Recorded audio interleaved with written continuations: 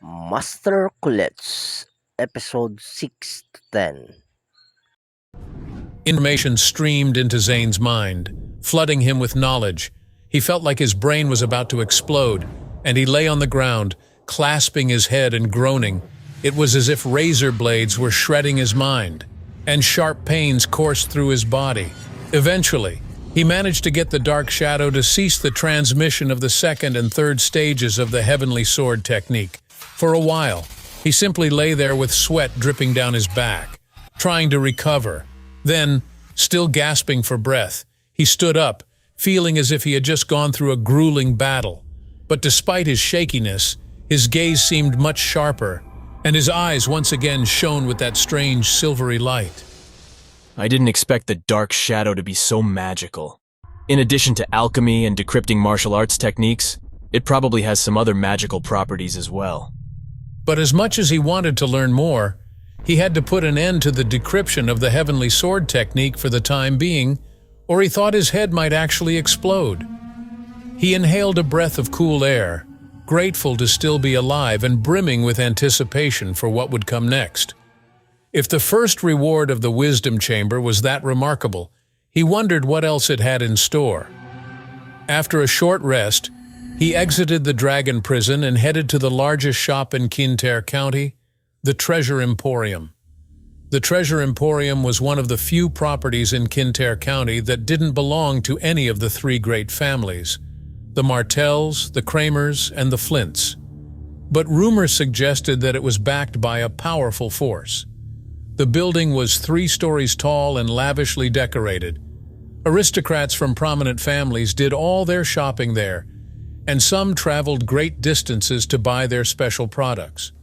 When Zane walked in, he went straight to the counter and handed the cashier a piece of paper with the ingredients needed to make the marrow-purifying pill. I want to buy these herbs. 2 packs of each, please. A familiar voice suddenly spoke up behind him. We didn't expect to run into you here. Zane spun around to see 2 familiar faces. Bram smirked at him. He was holding a sword in one hand, and his other arm was wrapped around Freya's waist. As soon as Zane saw them, his face turned red, and the veins on his forehead bulged as he fought to contain his feelings of rage. I didn't expect to run into either of you here. He gave a dramatic sigh. I guess it just isn't my day. Freya removed her arm from around Bram and walked closer to Zane, sizing him up. I honestly didn't expect you to live, yet you've recovered so quickly. Are you here to buy medicinal pills? Bram snorted. How could he possibly have any money after the family cut him off? What's he gonna do? Beg for the pills? Freya giggled. If you're willing to act as Bram's dog, maybe he'll have mercy on you and reward you with some scraps. Her words drew the attention of passers-by who snickered and joined in with the teasing when they realized what was going on. Zane heard someone call him arrogant, claiming that he had looked down on others. But Zane didn't even know the person in question. He clenched his fists, wanting so badly to get revenge on Bram and Freya, but he knew it wasn't the right time. Bram's cultivation was already at the 8th stage of body tempering, and he had undergone the cleansing of the body twice. He was much more powerful than Zane, and so was Freya. After awakening her high-grade spirit body, Freya's cultivation speed had increased by leaps and bounds. She was at the 7th stage of body tempering, and Zane wouldn't stand a chance against her either, let alone the 2 of them at once. He reminded himself that he would need to endure their torment for the time being, but once he was strong enough, he would destroy them both. He was just about to walk away when the shop assistant spoke up. Sir, your order is ready. How will you be paying? I don't have money. I need to speak to the manager. The shop assistant's smile was quickly replaced by a gloomy scowl. Bram, Freya, and all the others who were laughing at Zane looked at each other. They all knew that the Treasure Emporium was backed by a powerful person that no one dared mess with. Even the heads of the 3 great families had to show them respect. In all the years the shop had been open, Zane was the first person foolish enough to cause trouble, and the onlookers decided he must have a death wish.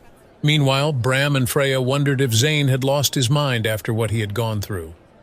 Do you not know where you are, young man? The shopkeeper asked, furiously pounding his fist on the counter. Before Zane could reply, a male voice called down from the third floor. What's going on down there? I don't have any money, but I do have something you'll want. You're quite a brave young man. I'm intrigued, so I'd like to see what it is you're so certain I'll want. Come on up. Zane climbed the stairs to the third floor where two people were sitting waiting for him.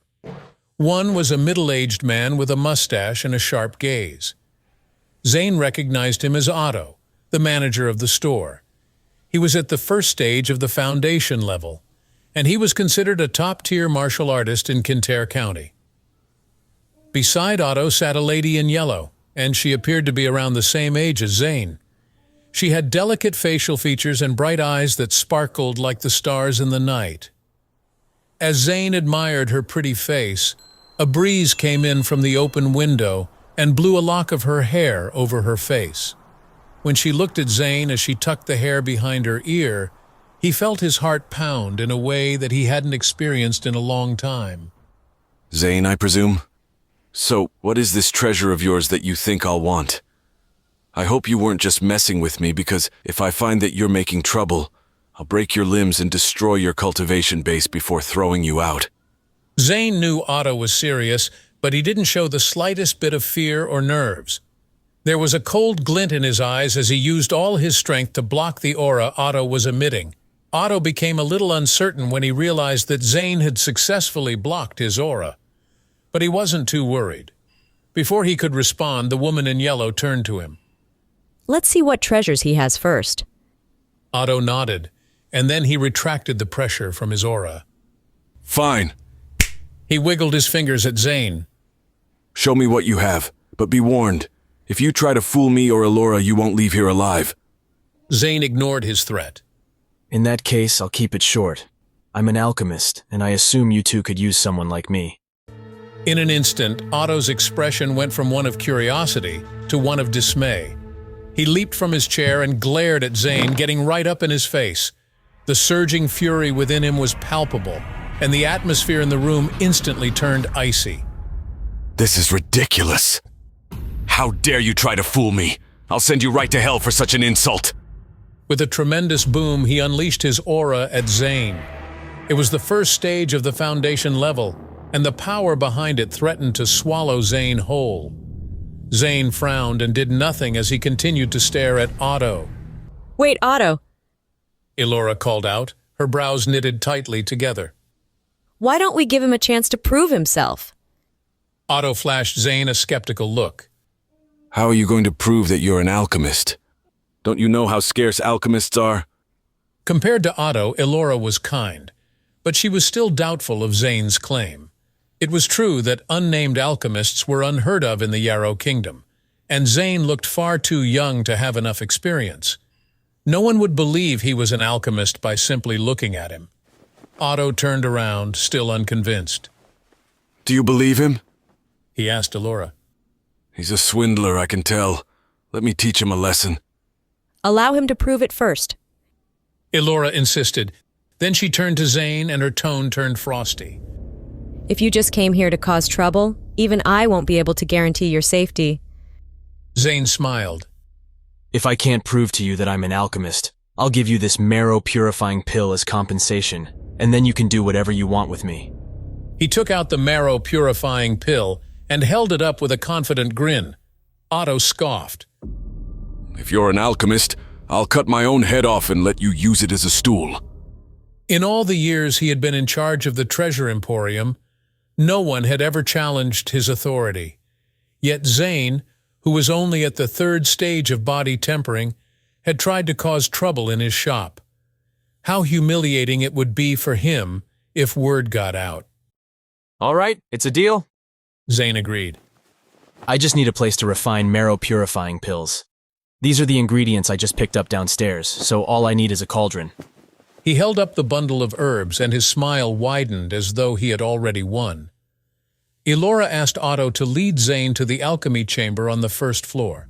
The chamber was dark, but Zane could see a large cauldron bound in chains, and thick smoke billowed from underneath it. Without waiting for Otto or Elora to give him instructions, Zane went to the cauldron, knowing what he needed to do.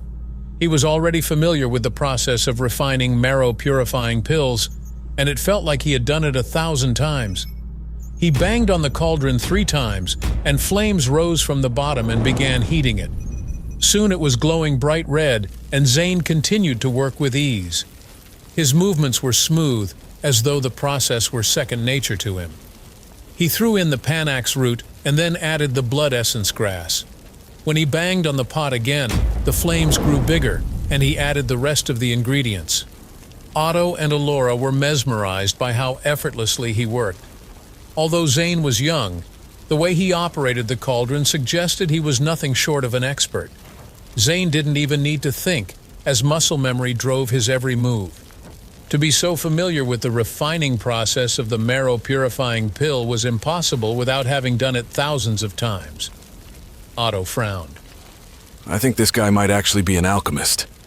Although he didn't know much about alchemy, he knew the key elements of it, and he could see that Zane's actions demonstrated years of experience. The ingredients in the cauldron burned and crackled as the temperature in the chamber rose. Then, when Zane gave the order, they began to spin and condense. Wind swirled around the cauldron, and the marrow-purifying pills rose from within it, emitting a faint blue light. A smile crept over Zane's face when he saw the shocked expressions on Otto's and Elora's faces. They hadn't expected that he was telling the truth, let alone that he was such an expert. He took the pills in his hand and gave them to Elora, who looked at them, still dubious. 10 pills and all of them are perfect. She exclaimed, inspecting them. How is this possible? She looked at Zane with disbelief and amazement. There were 9 grades to medicinal pills, and each grade had 3 qualities: perfect, normal, and defective. An ordinary alchemist would be jumping for joy to get a single perfect pill from one refinement process, but all 10 of Zane's were perfect. I've proven that I'm an alchemist, haven't I? Zane asked, looking pointedly at Otto. Otto looked embarrassed, and he couldn't look Zane in the eye. Grandmaster Zane, I'm so sorry for offending you. His tone was solemn, and he lowered his head in a gesture of respect. I hope you won't hold it against me. Zane was caught off guard when Otto addressed him as a grandmaster, but he quickly realized why he had done so. It wasn't uncommon for alchemists to be regarded as grandmasters, and even though Zane's cultivation was low, he had proven himself by creating the pills. I don't know. Zane replied, smirking at him. Didn't you say you would cut off your head and let me use it as a stool? Is that promise still valid? Otto flushed as he glanced at Elora. Grandmaster Zane, Otto and I have offended you, and I want to offer my sincerest apologies. You may choose anything from my treasure emporium as compensation. Please forgive us. Zane's eyes brightened, and he silently rejoiced. He had gone to the treasure emporium to make a trade, but it seemed like he was getting a reward larger than he had expected, so he wasn't upset at all. In that case, I'll pretend that it never happened. He told them. He turned to leave, but Elora stopped him. Please, Grandmaster Zane. We got off on the wrong foot, but I really hope we can do business together. I think it could be great for both of us. Zane couldn't resist her charm, so he allowed her to continue speaking. Just a few days ago, the elixir from our usual supplier didn't arrive in time. In fact, it wasn't just the Treasure Emporium that was affected, but also all the other shops in Kintyre County. The supply of marrow-purifying pills is very low, so if you could make more, we would be forever grateful. We'll even give you 20% of the profits. A perfect quality marrow-purifying pill cost 500 silver coins, so Zane knew he was about to start making some serious money, but before accepting the offer, he frowned, faking a troubled expression. 20%? He asked. Elora grew nervous. She assumed Zane was dissatisfied with the number, so she hurriedly increased the offer. I meant 30%. She forced a smile. And we'll supply all the ingredients you need to make the pills. You wouldn't need to pay for a thing. All you have to do is refine the pills. Zane nodded. You've got yourself a deal. Elora took Zane to the second floor of the Treasure Emporium, the section dedicated to the sale of magical weapons. Zane browsed the array of weaponry for a while, and then his gaze fell on a fierce, shiny sword with no tag attached to it. Since Freya had seized his assets, he couldn't even afford a proper sword. He wondered how he would practice the heavenly sword technique or perform the art of sword drawing without one. Elora was walking behind him, and she noticed his interest in the sword. Do you practice sword techniques, Grandmaster Zane? Zane nodded, and then he turned his attention back to the sword. I know a trick or two. This blade is called the Sky Sword. It's considered a powerful but lightweight weapon with an edge so sharp it slices in absolute silence. It's the work of a master, and it was designed to kill. She paused to look down at the sword. It would be a suitable weapon for you. You don't need to keep addressing me as Grandmaster. Okay, if you insist, I'll just call you Zane. As the two of them chatted, a man's disdainful voice came from behind them. What's a broke good-for-nothing like you doing in the Treasure Emporium? Can you even afford a sword? Zane turned around and saw Bram smirking at him. It seems you still haven't given up on practicing the heavenly sword technique. Freya should have cut off your hand when she had the chance. You're not good enough to even touch anything in here. When he took another glance at the blade Zane was holding, his face lit up. Oh, that's quite the sword. I didn't notice it before. Let me have a look. Without waiting for Zane to hand it over, he snatched it out of his grasp. With Bram's training and powerful vital energy, Zane was no match for him, so there was nothing he could do. But then Elora slammed her hand down on Bram's wrist, releasing a blast of energy that knocked him back a few steps. Bram scowled at her. What the hell are you doing? No one ever denies me what I want. Even if I decided to hurt Zane, no one would try to stop me. He jabbed a finger in Elora's direction, enraged by her interference. Who do you think you are? If you're not careful, you'll end up in the same state as him. He gestured at Zane. Elora simply glanced at him and snorted, not taking his threats seriously at all. If you want to keep that finger, stop pointing it at me. You've got no right to speak to me like that. Her eyes flashed with a faint light, and it was clear that her aura was greater than Bram's. Zane was quite impressed by her display of power and thought. I think she's at the 8th stage of body tempering. No wonder she has the guts to go up against Bram. If they fought, I'm honestly not sure who would win. Suddenly, a wave of pressure washed over everyone, shocking them. Who's causing trouble in the Emporium? Otto demanded, stomping into the room. Bram lost his arrogant expression the moment he saw him. He glanced at Zane, and then he turned his attention back to Otto. I want this sword no matter the cost. I don't believe that someone as useless as Zane would be able to offer you more for it than I can. Otto was astute enough to understand what was happening.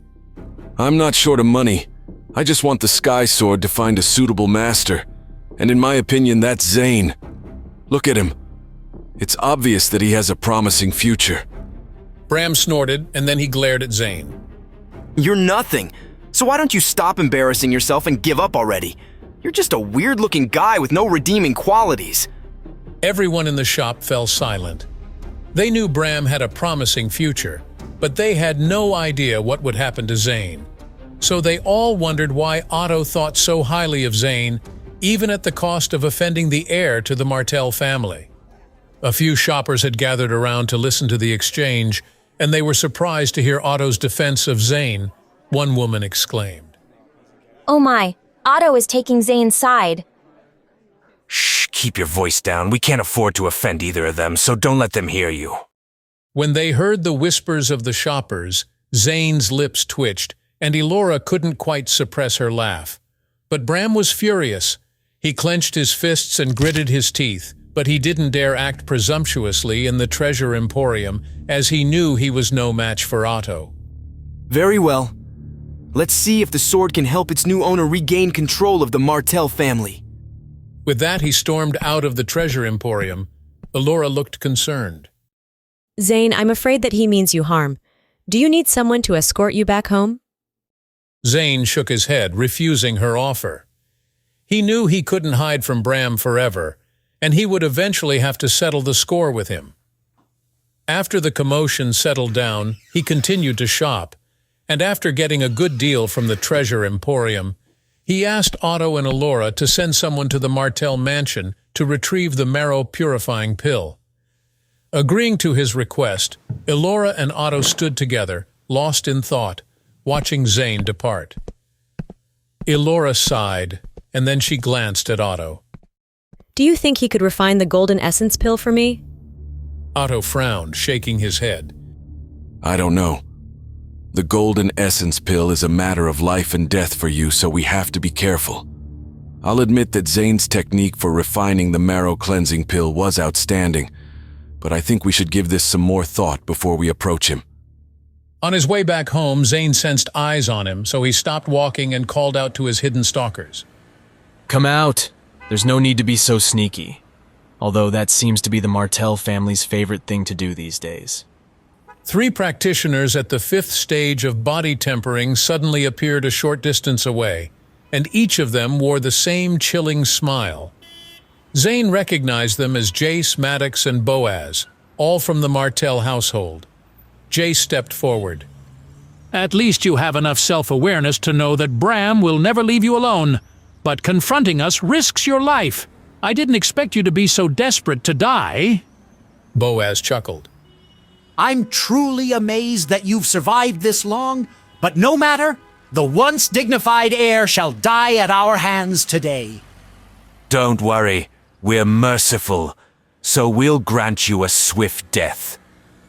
You all were present at my wedding, and you colluded with Freya, so I have every right to kill you where you stand. Jace and his companions were astonished. They were at the 5th stage of body tempering, while Zane was only at the 3rd stage.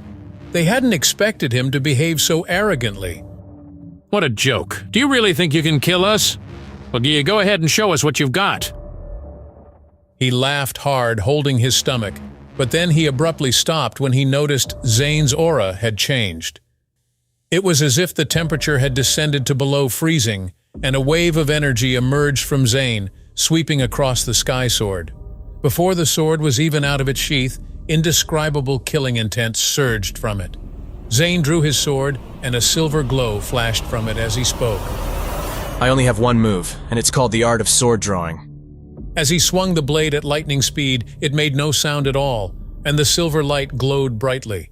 Before Jace could react, his head rolled to the ground, and his body slumped into a pool of his own blood. He was dead before anyone knew what had happened. Despite Jace's advanced stage of body tempering, he had been killed in an instant, not even getting the chance to defend himself. Maddox's and Boaz's eyes widened in panic as they screeched to a halt, staring at Zane in disbelief. In the blink of an eye, their demeanor changed from arrogant to petrified. They trembled uncontrollably with fear at the sight of Jace's swift demise. Were you pretending to be weak all this time? Boaz asked in a shaky voice. His eyes locked on Zane, but Zane ignored the question, not even bothering to look in Boaz's direction. He calmly returned the sky sword to its sheath, his icy gaze sweeping across the scene. Maddox and Boaz shook with fear, aware that they were no match for Zane. They knew their best bet was to run, so they attempted to flee. Zane smiled and unsheathed the sky sword once more. The sword unleashed streaks of silver light so fine that they were almost invisible to the naked eye. These streaks rushed toward Maddox, cleanly cutting anything in their path. Maddox, in his attempt to escape, was cut in half at the waist, the 2 halves of his body crashing to the ground. Boaz screamed in horror when he saw what had happened to his friend. He took a desperate stand against Zane, but his resolve turned to ash as he realized he had no chance of survival.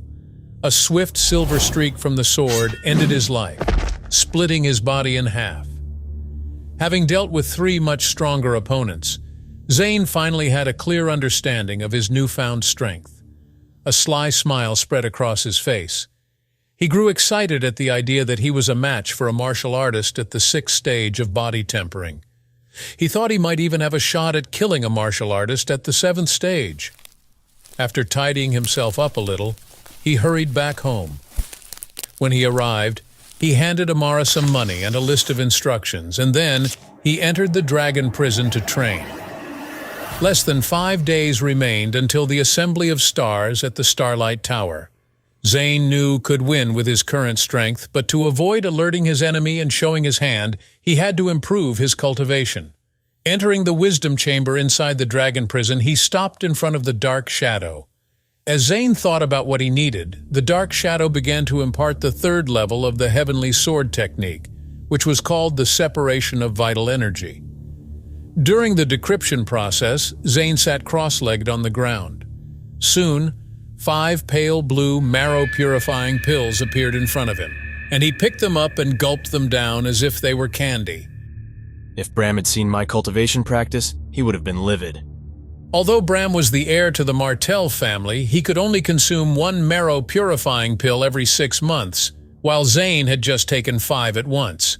If Bram knew that, he would curse and say that Zane was wasting such rare resources. Zane circulated the devouring dragon technique within, trying to break through to the next level. In just one day, the dark shadow finished disclosing the separation of vital energy, and the details surged into Zane's mind. It was such an overwhelming amount of information that he nearly fainted as he absorbed the knowledge. After improving his sword technique, Zane spent the next 2 days forging a sledgehammer from his medicinal strength. He relentlessly pounded his limbs and bones, edging closer to the 4th stage of the body tempering process, the forging of bones. Forging objects from his vital energy and incessantly pounding his bones could strengthen and toughen his body. On the evening of the 2nd day, a silver glow covered Zane's body. His bones had become much more durable than before. His whole body looked as though it had a thin layer of silver mist covering it. Suddenly, a wave of energy spread out in all directions from Zane. He had finally broken through to the 4th stage of body tempering. But there was still a great deal of power left in the marrow-purifying pill. Determined to continue training, Zane directed his vital energy towards his chest and bones, the silver light enveloping his entire body. Upon awakening from his trance, Zane found himself in the 5th stage of body tempering, his eyes radiating a chilling light. Leaving the dragon prison, he rushed to the Assembly of Stars, which had already started. A cold wind blew through Kintyre County, but the chilly temperature had not dampened the celebrations. The streets were much livelier than usual, and the shouts of hawkers selling their wares and the chattering of enthusiastic discussions filled the air. The crowd swelled as people from other regions traveled to join the celebration via the bustling Star River. Some of the visitors carried double sabers on their backs as they scurried about, and a few had brought coffins, an omen of ill fortune. The reflection of the stars appeared on the surface of the Star River, forming a rare and beautiful scene. Many high-end restaurants lined the riverbank, but the most famous one was the Starlight Tower. Rumor had it that someone powerful from the Yarrow Kingdom's capital, Terran City, had used the star harvesting ability to learn extraordinary martial arts. From then on, he had been a member of the extremely influential Five Spirits sect, and he had gone on to establish Starlight Tower. Starlight Tower was the tallest building in the city. Its size was deceiving, and some thought the top of the building reached the stars. Zane arrived at the tower's entrance and breathed in the exhilarating atmosphere. He could hear the deafening sounds of screaming mixed with cheering coming from inside. He noticed the steward, Caleb, standing to the side of the entrance. When 2 robust men arrived, Caleb waved them in, careful not to neglect them. When Caleb looked up to find Zane standing before him, he frowned. Then, turning to the 2 bodyguards standing next to him, he whispered, "Let them know he's here." The bodyguards ducked inside, and Zane went to follow them, but Caleb smiled at him and held out his hand. "Sir, may I see your invitation?" Caleb, do you really not remember me? Or are you simply acting as Bram's lapdog? Caleb's smile stiffened. "I thought I was mistaken, but it is you. I apologize for not welcoming you properly, but if you don't have an invitation, I must ask you to leave." Why does he want me to leave? Zane thought in confusion. Then he shook his head, remembering the promise he had made to himself about entering Starlight Tower, no matter who stood in his way. Is that how you talk to your master? Zane asked, frowning at Caleb. "Master, are you joking?" He crossed his arms over his chest. "If you were still the Martell family heir or had any type of talent, then you could call yourself my master." He paused and looked behind him to see that the 2 bodyguards had returned. Then he turned back to Zane. But now you have nothing. You're just trash and you don't deserve to be my master. Waving at the bodyguards, he ordered, "Guys, show him the way out." The two men rolled up their sleeves and headed towards Zane, and it was clear they were spoiling for a fight. You think you can defeat me? Zane asked, raising an eyebrow. As he faced them, he pulled out an ordinary wooden sword. He had brought the wooden sword because he didn't want to kill anyone at the competition, but it would be a good enough weapon if he needed to defend himself. If he used even a small percentage of his power when wielding the sword, he would even be able to kill a martial artist at the 6th stage of body tempering. Upon seeing Zane's wooden sword, Caleb and the bodyguards began mocking him. I didn't expect you to have fallen so low that you can't even afford to buy a real sword. Caleb then turned to bodyguards and said, "You two hurry up and get rid of him." The bodyguards moved forward, but Zane's wooden sword suddenly flashed with a yellow light that swept through the air. As Zane used the art of sword drawing, the wooden blade descended on the two men, who were so stunned that they didn't even react. Before the men knew what was happening, blood stained their clothes and they dropped to the ground.